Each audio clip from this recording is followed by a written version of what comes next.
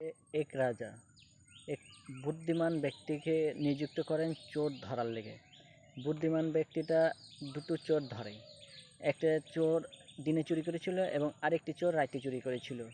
অনেক ভাবনা চিন্তা করার পরে বুদ্ধিমান ব্যক্তিটা যে দিনে চুরি করেছিল তাকে ছেড়ে দেয়, যে রাতে চুরি করেছিল তাকে ধরে রাখে।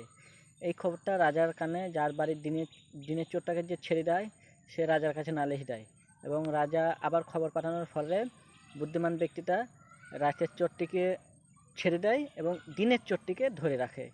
আবার যার বাড়ি দিনের চোরটা খবরটা দিনে যার বাড়ি চুরি হয়েছিল সেই ব্যক্তিটা আবার রাজার কাছে নালিশ দেয়।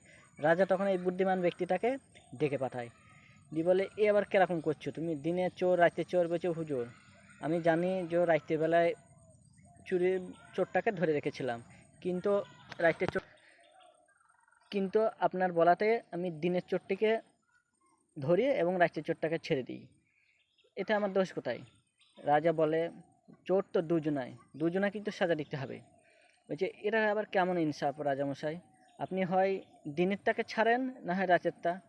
ওরা কী করে খাবে? ওরা তো রাতে যদি চুরি না করতে দেন তাহলে কি করে চলবে? আবার দিনবেলায় যদি চুরি না করতে দেন তাহলে কি করে চলবে? যে কোনো একটা সময় দেন, ওরা তো খেতে হবে কিছু।